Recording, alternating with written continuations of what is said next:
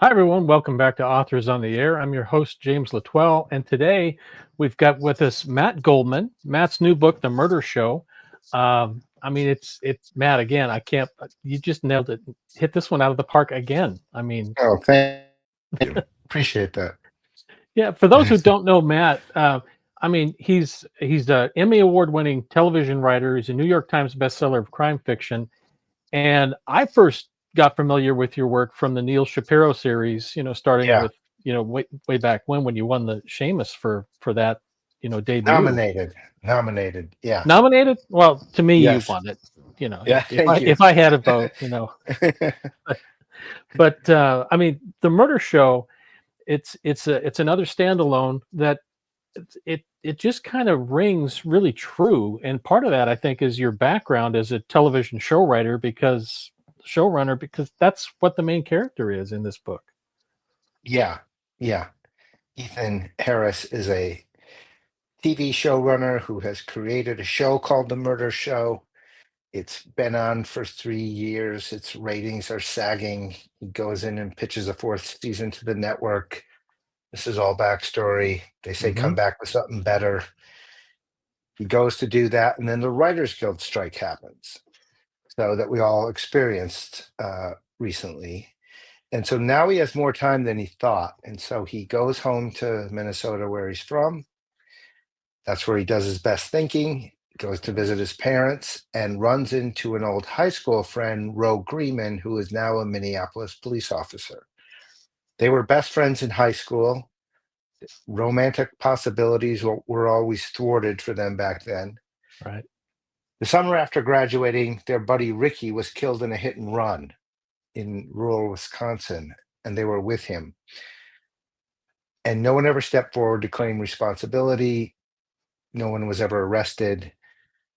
They don't know if it was an accident or a murder. But because of Ro's police work, she now has found similar hit and runs to high school age kids that have happened over an area of 5 states.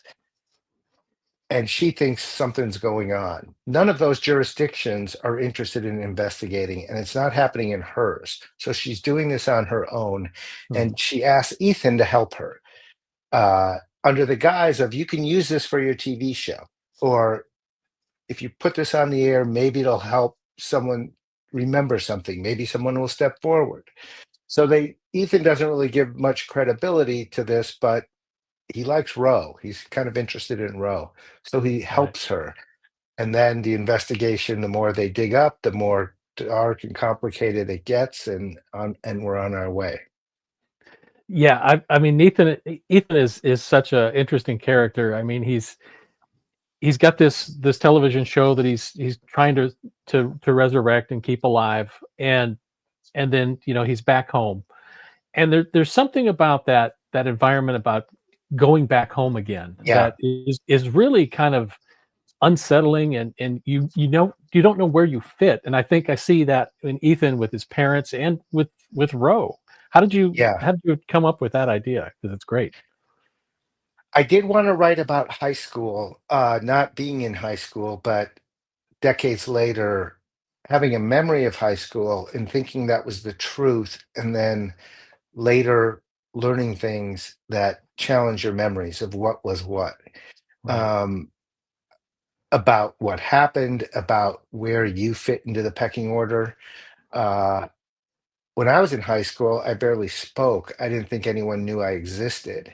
And then when I went back for my 20-year reunion, it was like everybody acted like I was their best friend. It was mind opening it just blew me away. So I really wanted to play with that. And then the older you get, you go away, you change, you grow up, you go back, your parents have the same furniture. Everything's the same. So it Right. just creates a weird imbalance of hierarchy and perspective. Yeah. Yeah, there are a couple of scenes that you have in here where he's waking up in his childhood bedroom, and it's like, what's changed in his life? Here he is again, and the Yeah. relationship with Yeah. his parents is so on point. It's like, oh, here's my handsome boy. It's Yeah. that throws you right The- back into that yeah. time. Yeah, it gets funnier and funnier, and uh, as you get older, uh, as they try to maintain that parent-child relationship. Right. Yeah. No, I loved it. That was a great part in the book.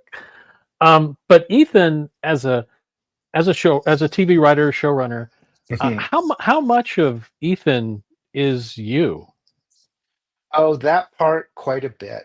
Hmm. I know, as you know, I was fortunate. I started working professionally as a Hollywood writer when I was 24 years old. I was always the baby until I wasn't, and all of a sudden I was the old guy. And that happened at about the age of 40.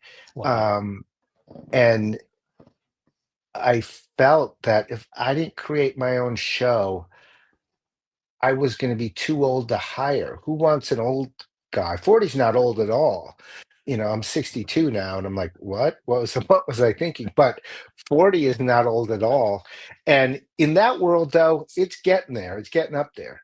And so there's this desperation. Like, I always felt, other than a couple of exceptions, most of my career, I felt I was either working myself to death, working Mhm. 60, 70, 80 hours a week, or desperately in search of my next job.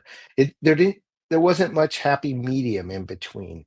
And that world can consume you, and you don't realize there's other things out there you could do. And so it creates this kind of desperation. And I really wanted to capture that in Ethan.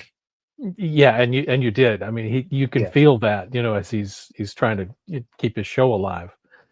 Now, one of the nice things that I found in the murder show is there's this nice little Easter egg where Neil Shapiro, comes back Hmm. to life.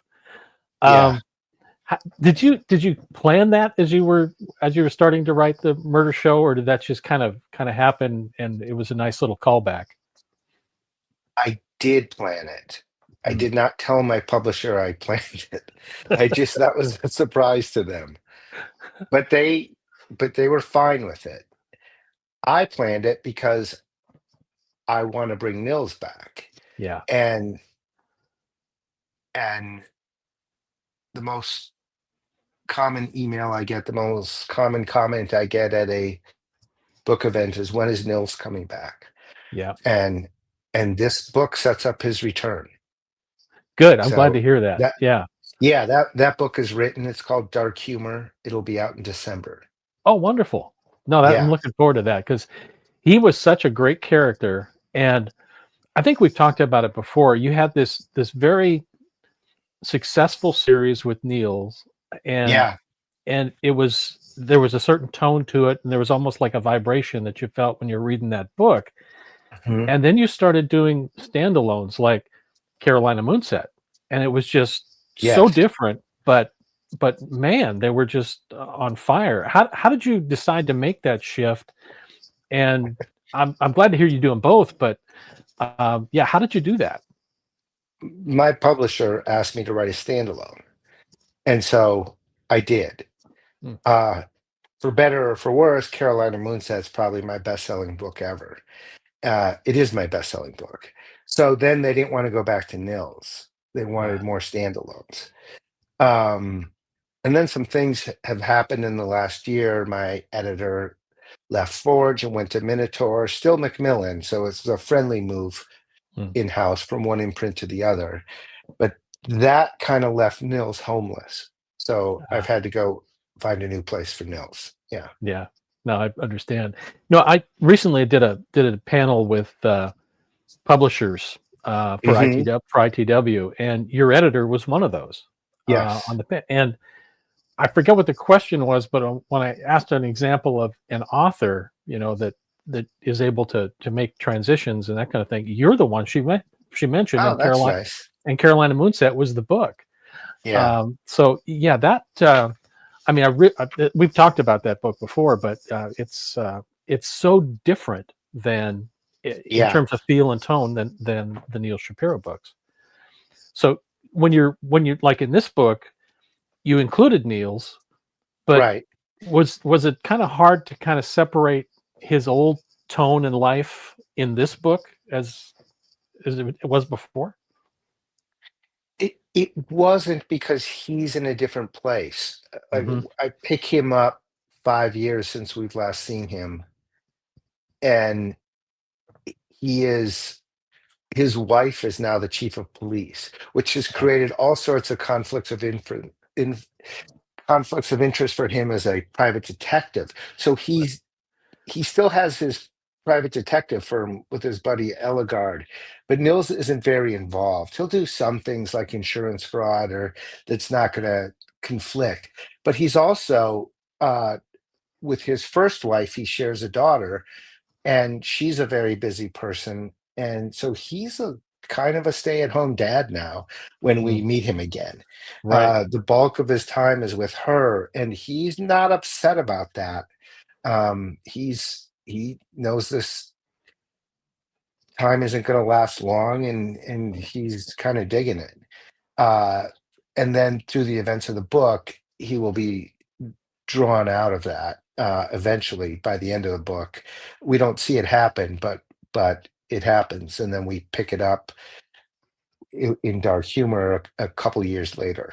Wow. Yeah, That's yeah, that. I'm looking forward to that. yeah. Yeah, and talked about characters. I mean, one of the things I appreciate about your writing is these characters. I mean, you really get into them. You're invested in all Yeah. of their stories.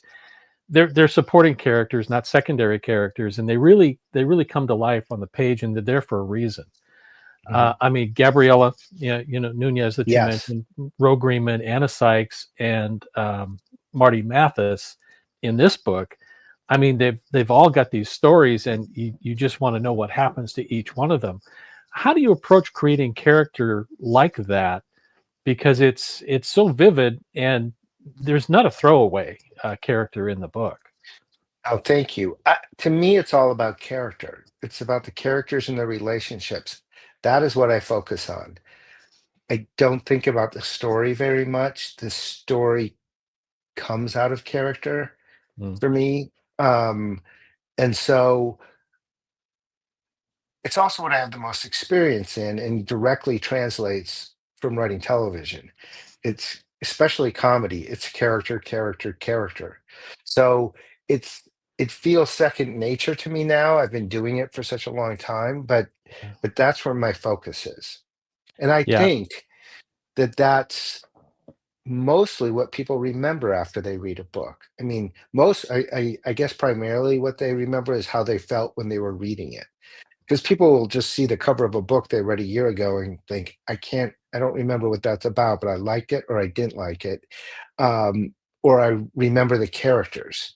The Yep. characters are who live on. Yeah, Yeah. people get invested in that story. They want to know what happens to that character, and yeah, the plots and stories kind of evaporate, but characters stick Yeah. with And people that's in the the long beauty run. of a series. Yeah, Like once you're invested in those characters, you'll go along with them almost regardless of the story. You want to know what yeah, happens to them. yeah. I Yeah. I agree. So you've mentioned dark humor. Is Mhm. there what else is brewing for you? Well, I wrote a historical novel I wrote it in 2018. Forge made an offer on it. I turned it down, not because of the money.